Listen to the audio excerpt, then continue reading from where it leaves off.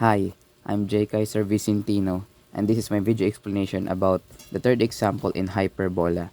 So the given there is y plus 2 squared over 25 minus x minus 7 squared over 9 is equal to 1. Find the center, foci, vertices, asymptote, and graph.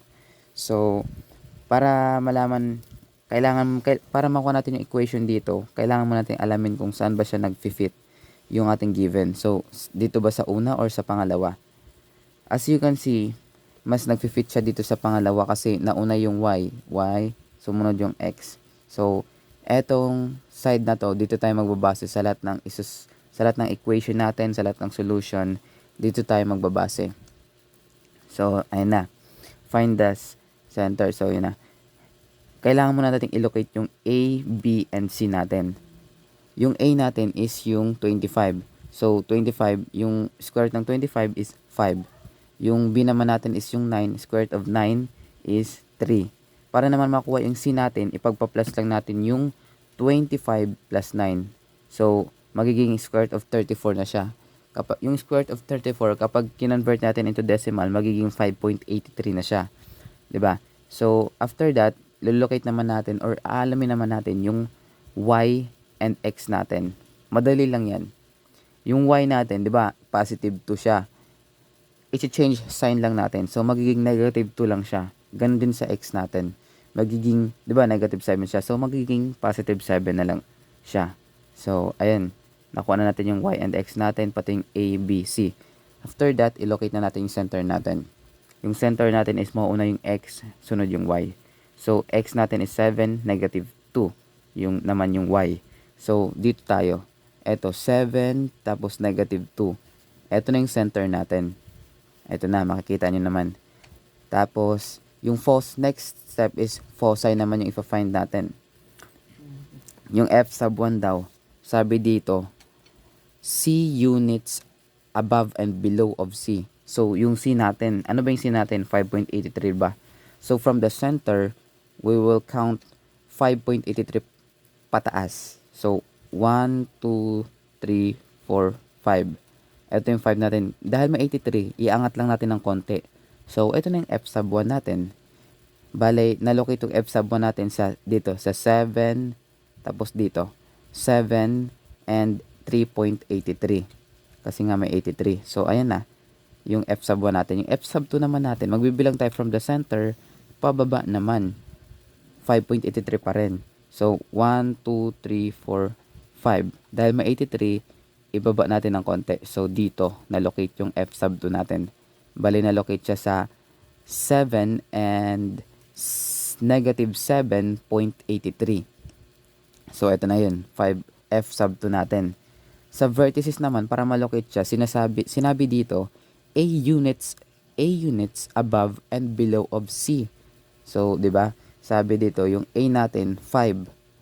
So, magbibilang lang tayo from the center, 5 pataas and 5 pababa pa rin. 1, 2, 3, 4, 5. Bale, yung na-locate yung 5 natin dito sa 7 and positive 3. So, eto na ngayon, V sub 1 natin, 7 and positive 3. And ganun din sa ating V sub 2 or sa vertices 2 natin. Pababa lang din siya, 5, 1, 2, 3, 4, 5.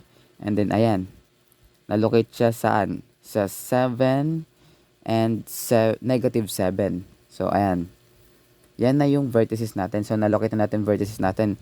Lagyan na natin ng line. Nilagyan na ng line. So, ayan, nilagyan na ng line. Para makuha natin yung perfect triangle, I mean, perfect rectangle, madali lang din yan. Yung B natin, di ba, is 3. So, magbibilang lang tayo ng 3 sa side by side, from left side and right side. So, 1, 2, 3. Ito yung B natin 3. So, ayan, 3. Kaya, bababa dyan sa 3 na yan. Yan. Ganun din sa kabila, ganyan din. So, ayan na, nagkaroon na ng rectangle. Lalagyan na natin siya ng linya. Dito, ganyan. And then, dito naman, yan. Linya yan. Tapos, so, yun na nga, nakuha na natin yung rectangle niya, tapos nalinyahan na natin. Dapat yung linya nyo, mag-touch siya dito sa center natin. Number 4 naman is asymptote. Para makuha yung asymptote, nandito na makikita naman natin yung equation niya. Babasihan lang natin to. Y minus k equals to ganyan, kaneme. So, ito na. Yung y natin, di ba, is negative 2.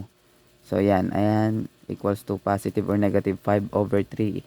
A over b yan siya. Times x minus 7. Kasi ito, or negative 7. So, isi-simplify lang natin kasi pareho sila ng ng sign, kaya naging positive siya. Y positive or plus 2 is equal to positive or negative 5 over 3 times x minus 7. So, yun na nga. Yan na yung asymptote natin. So, para malaman natin kung positive ba yun or negative yung dito sa line na to, kapag yung line niya is from the left pataas to right, siya yung positive. So, ayan, y plus 2 is equal to positive 5 over 3 times x minus 7. Kapag naman from right to left yung pataas niya, magiging y plus 2 is equals to negative 5 siya over 3 is equal to x minus 7. So, ganun lang. Tapos, ilalagay na natin yung hyperbola natin. Ito na. Ayan, yan na yan. Tapos, arrow, arrow, arrow.